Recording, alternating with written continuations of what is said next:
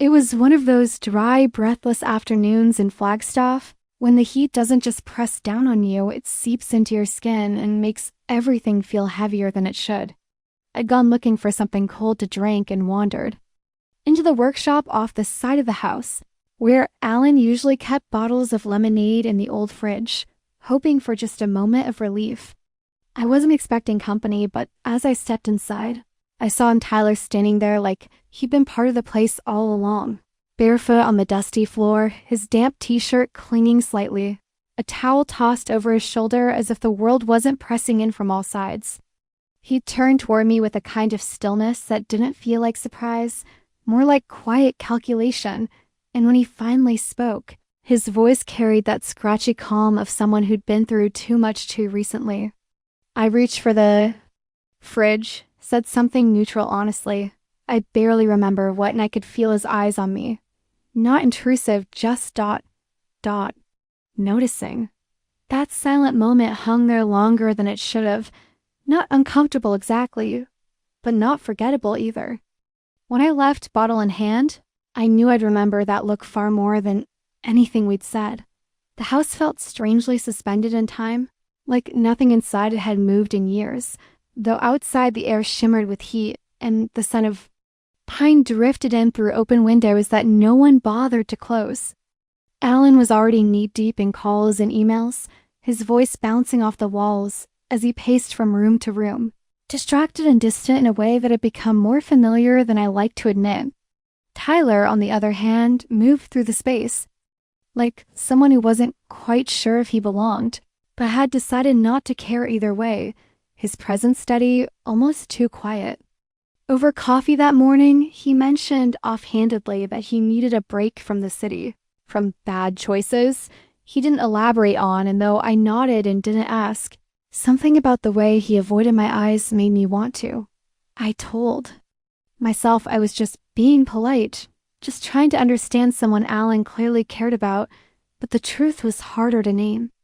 There was a strange pull in his voice, in his silences even more, and I felt myself listening for things he didn't say. It started with small things, the kind that slip under the radar until they're too consistent to ignore Tyler using R. Mugs without asking, leaving his jacket draped over the back of the living room chair, casually joining in on dinner like it was always part of the plan, and though I never said anything, I noticed how naturally he folded himself into our routines, like he'd always been there.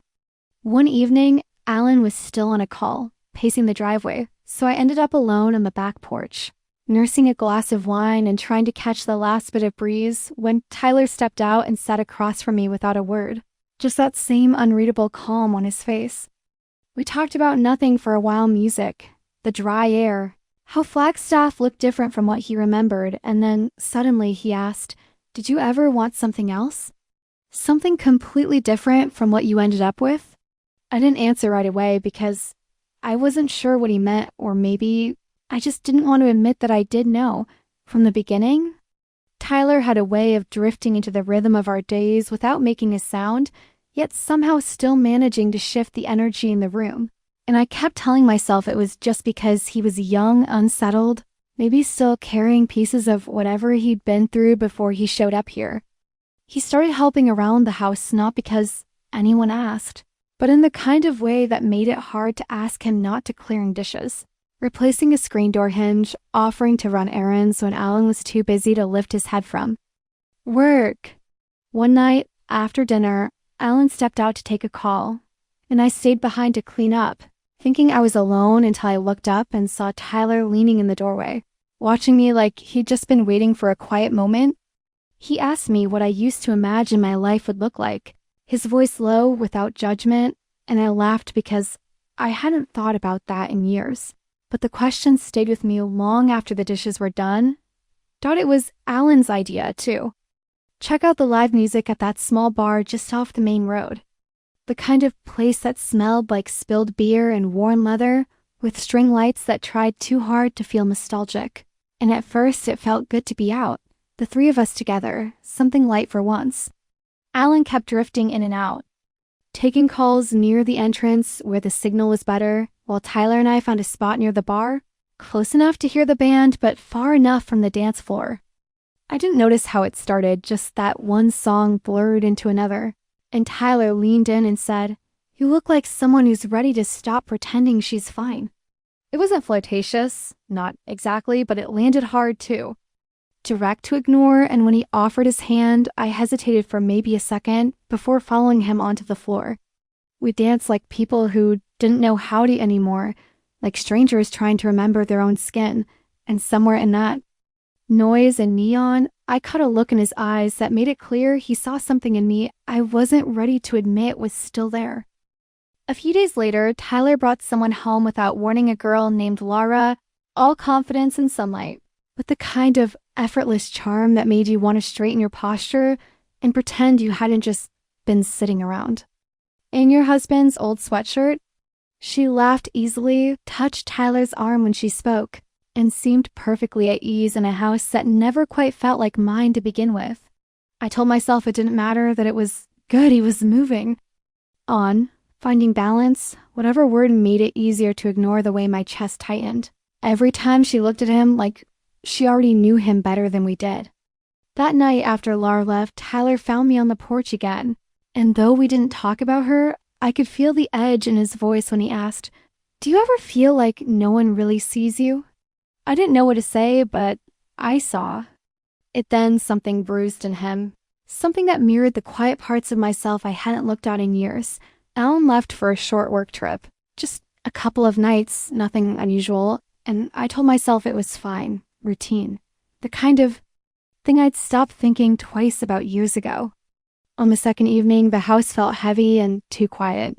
So when Tyler asked if I wanted to go for a drive, I didn't hesitate. I just grabbed my sweater and followed him out to the truck. We didn't say much on the way, just let the road. And the music filled the silence as the sky shifted from gold to gray. He took us to a bluff just outside town, the kind of place locals probably forgot about, where the only sound was wind brushing through the trees and the distant hum of insects.